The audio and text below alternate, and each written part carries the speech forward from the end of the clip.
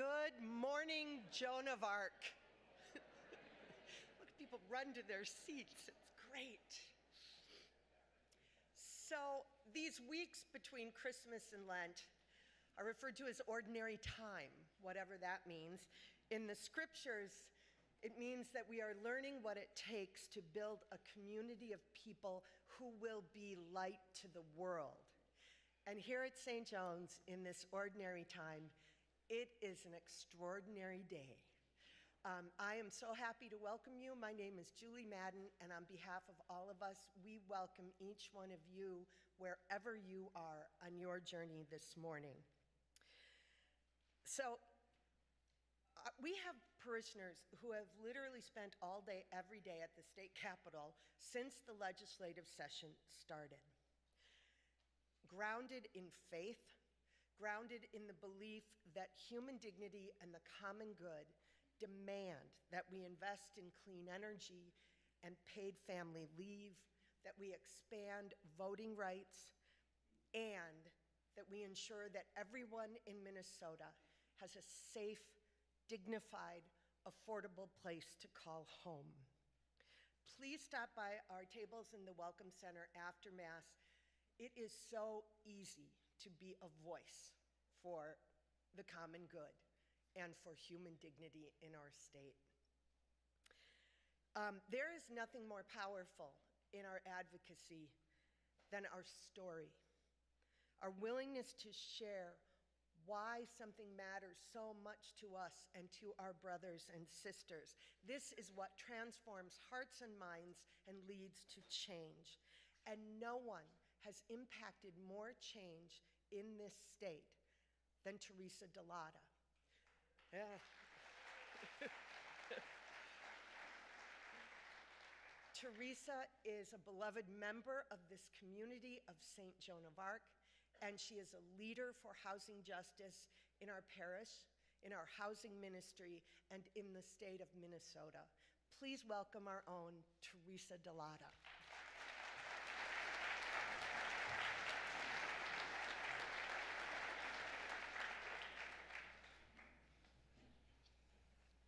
Well, good morning. I'm not going to tell you who I am because she already told you, so I'm going to skip that part.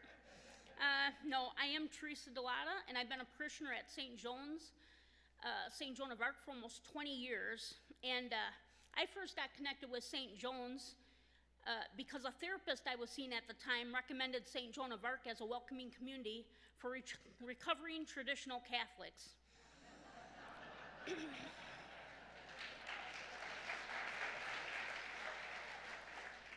The first Sunday I came back in 2003 or 4, they started the Mass with these words: "We welcome you wherever you are on your journey." Those words hit deep into my soul. Over my years as a parishioner, I've been involved in many things here. Just to name a few, I've been involved with the mental health ministry, Isaiah, and just too many things. But I have been involved with all those things, but the last few years I've also been involved and been on the leadership team for our housing ministry. Everything I've been involved with at this parish has let me live my faith and my values, but also my truth. Some of you may know this, and some of you may not. I live with complex post-traumatic stress disorder, and due to lack of access to affordable, competent, safe health care is one of the main reasons I've ended up homeless in the past. In 2005, I ended up in a psychiatric ward at a local Twin Cities hospital. While there, I found out I had become homeless, but I was locked up on the psych ward and couldn't really do anything about being homeless. So some people from the section I sit in every Sunday noticed I wasn't coming to church every Sunday like I had been. I realized that these fellow parishioners were holding the light for me in my darkness. As our first reading from Isaiah, the people who walked in darkness have seen great light. Upon those who dwelt in the land of gloom, a light has shone. It truly did. They saw me as another human being in need of love and compassion. As a part of the St. Joan of Arc community, that needed to be reminded at times that I truly was a part of this community.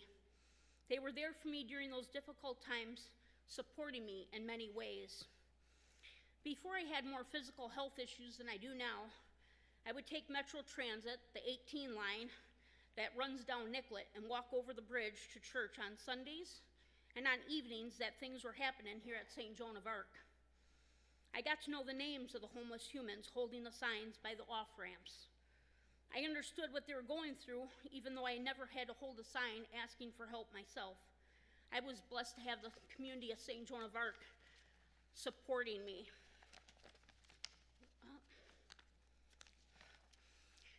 I did know the feeling of being homeless.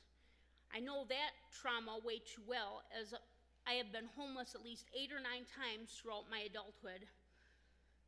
Years ago, while I was walking over to St. Joan of Arc for Scriptures Matters during an evening rush hour, I passed a Native American homeless man. But I didn't just pass him. I stopped and asked him how he was. I asked what his name was. I greeted him with the same kind of greetings I receive here. I then walked to the other side of the bridge, and then, while I was waiting for the crosswalk sign to light up, I felt a tap on my shoulder. It was him, the homeless Native American man, with his sign in one hand and a granola bar that someone had just handed him in the other. He said, "Here, something tells me you need this." It was the most Christ-like thing that has ever happened to me. A person with almost nothing, giving me all they had because they thought I could use it more than them. Now, the legislative session started January 3rd. There are so many things we need to fight for. I believe, as a person who is housing insecure, paying over 70% of my income towards my monthly rent, that everything comes down to, first of all, we make sure people have their basic needs met. A safe place to call home that is deeply affordable is a basic need. I truly believe housing comes first. With stable, safe, affordable housing, we know that crime decreases. We know that people are able to have better access to health care. With having a safe, affordable place to call home, children can thrive at school. With safe, affordable housing, we can do so much in our communities, really be a part of our communities, feel like we also belong. Over the past few years, I've been working with Isaiah and their partner organization around rent stabilization in Minneapolis. It is important work, and I'm still invested in fighting for a strong policy to be brought to the ballot in November. St. John's Housing Ministry is leading with Beacon Interfaith Housing Collaborative on other fronts around housing. We have been pushing for a few years to get Bring It Home Minnesota bill passed by the state legislature. For those who don't know, the Bring It Home Minnesota bill would be a state-funded rent subsidy for all Minnesotans who qualify like I do, so that we would only pay 30% of our income towards our monthly rent. And I have to admit, if this bill is passed this legislative season, it would mean that I would be able to not just barely survive every month in this city I love, but that I would be able to thrive. And we know that we also need to build more deeply affordable, safe, supportive housing. Beacon is attempting to do this not just in Minneapolis and St. Paul, but in the 7-county metro area by the Metropolitan Council. Beacon's Unlock the Metro campaign has started, and we'll be collecting old keys to present in the future to the Met Council. So if you have any old keys, please drop them off at our drop box in the Parish Center. We'll keep you updated on the Unlock the Metro campaign as it progresses with the Met Council, and of course we'll keep you updated with the Bring It Home Minnesota campaign. You know, we just celebrated the Christmas season, and I reflect on how Jesus was born into homelessness, born in a manger. We head towards Lent in a month or two where we know that Jesus slept in tent encampments on the outskirts of the cities, gathering his disciples. We must remember we are his disciples too, here to bring the good news, baptized in his name. We are his. We are here to light the path for those in darkness on their journeys. So let's house all marginalized people, even those who are unhoused and still call our state home, no matter their race, their zip code, or lack of one. their faith traditions, their immigration status, no matter what their journey they are on is in this moment.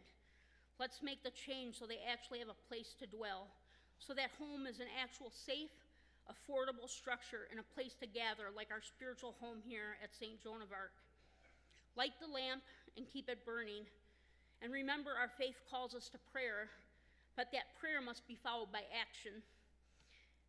Please stop by our housing ministry table after Mass to learn more about our ministry, how to get updates about action steps, and maybe even join our housing ministry team. We are always looking for more people to lead with us. St. John's is a community where the parishioners expand beyond the city limits of Minneapolis. We, as a large congregation, have the ability to make change. As we'll hear from our second reading today, that you be united in the same mind and same purpose. So let's be united in housing for all, deeply affordable, safe housing for all.